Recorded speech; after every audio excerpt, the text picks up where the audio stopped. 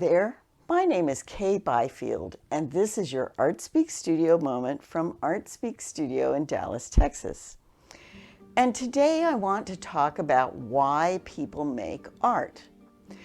I've thought about this a lot. I know why I make art. I've given that a lot of thought as well. But over the years, being a teacher, dealing with other artists, I've realized that a lot of people are doing work for reasons that are not even close to what I'm doing work for. So today, I'd like to talk about some of the different reasons why artists make art. Most of the time when people make art, it's intended to be shared with other people. But sometimes the work is intensely personal, and it is only meant as a way of meditating or self-reflection or an enjoyable pastime. So there are many reasons for making art. Let's explore some of them. For myself, making art is a way of better understanding the world around me and of understanding myself. I find that when I come up with an idea for a piece and I do all the planning and then I execute it, I have learned a lot about whatever it is that brought on this idea in the first place. I usually am not satisfied with what I've created, but those failures, those being unable to execute exactly what you imagined you would execute is another part of learning. And I think that art has made me better at everything I do. In my experience, there are several key reasons for making art. One of them could be just to pass the time. It could also be a means of enhancing personal experience. It can be a way of making sense of the world. It can be a form of meditation. It can also be a way of sharing your experiences with others in a group or in a class. It can be a way of communicating with others and sharing your own ideas and perspectives. Or it can be a pursuit that challenges you and allows for personal growth. I think most artists are making art for some of these reasons, and usually a combination of them. I'd like to talk about them in greater depth. The big thing we know about making art is that it's fun. That's why children enjoy art activities, and they're built into most school curricula.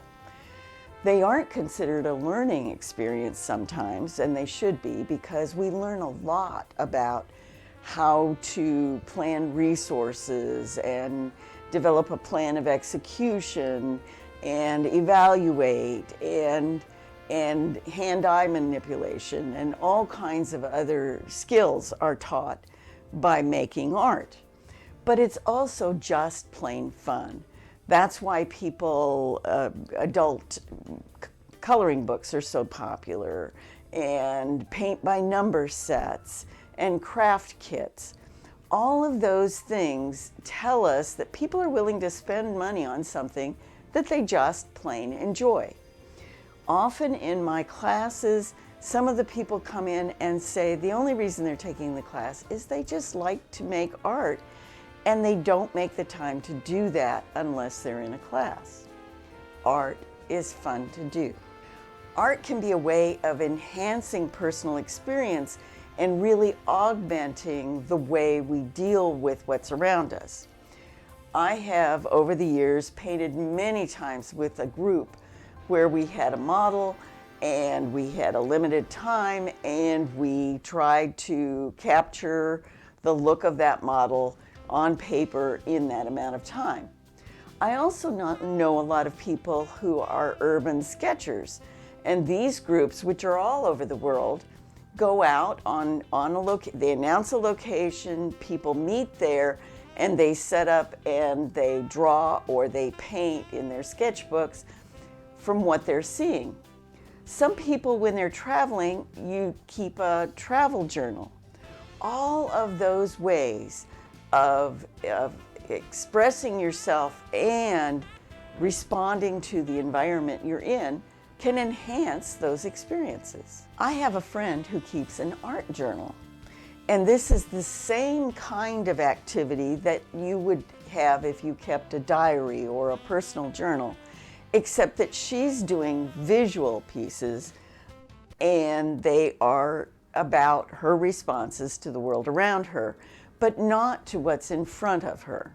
She is willing to show the art journal to other people, but it is really just designed for her own eyes. She tells me that her inspirations come from things she sees on social media or that she notices in her own life, and she creates pages that are often funny or poignant because they evoke universal experience. The process of going from an idea to a plan to the act of executing it with materials is very enjoyable for her, and she finds it very therapeutic. In addition to putting her in touch with her own feelings, she's using art materials in a way that stretch her skills and are just plain fun. Once an artist reaches a level of competence where they can use the materials with confidence, the experience of making art can be called meditative. Another way of putting it is that when you feel as though you're in the zone, or that the art is actually making itself, that is another form of meditation.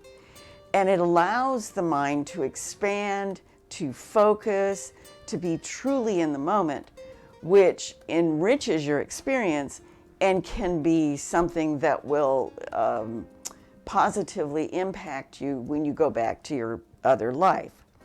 So many artists report an experience very similar to other forms of meditation.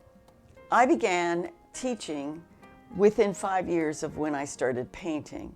And it wasn't that I was such a good painter or that I had as much to offer then to students as I do now, but I felt this need to share what I was learning with others.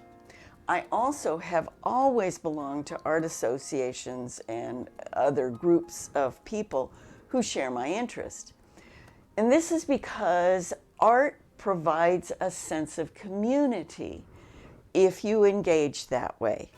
And I think most art is made privately, but being with other artists can enrich the experience and give us a sense of connection to other people. The subjects artists choose are typically in some way related to who the artist is. It's about your experience, your interests, your sensitivities, your personality. And most artists would benefit from figuring out what kinds of things they're drawn to. For instance, I like to paint living things, and especially people in relationships of different kinds. But it was 10 years after I started painting before I realized that tendency probably wasn't all that strange, because after all, I was a psychology major and was a counselor for some years. Other people paint ranches, and when you talk to them, sometimes you find out that it's because they were raised out in the country, and those were the landscapes that they were drawn to and provide them with a sense of renewal and solace. So I think this communicating about who we are and how we feel, even if we don't know that that's what we're doing, just the choice of subject matter can be part of that. Many of my students take art classes because they're trying to structure their time so that they will make art and that they can be with other painters. But sometimes they take the classes because they genuinely want to improve and make better art. I'm like that. Making art for me is about the challenge of the experience. I want to get better. And that's what I've always wanted to do. That's been a primary goal for me. I like to be challenged. I don't like to fail, but I do like to have the learning from that. I wouldn't like to just get good at one thing and paint that over and over and over again. I would give it up. Why bother? If you're not competing with yourself and improving, to my mind, there's no point. Now, I understand other people don't feel this way. They just like to make things that are fun to make and relax, and that's fine for them. But for me, and for many of my students, the challenge, the proving to yourself that you can get better and you can make more personally satisfying art that communicates better to other people can be a real thrill. It doesn't matter why you make art. The important thing, however, is to figure out why, so that you can make the best choices for yourself and you can enjoy the experience to the fullest. I hope this has been helpful to you and that you will join us again in future Art Speak Studio videos. In the meantime, happy painting.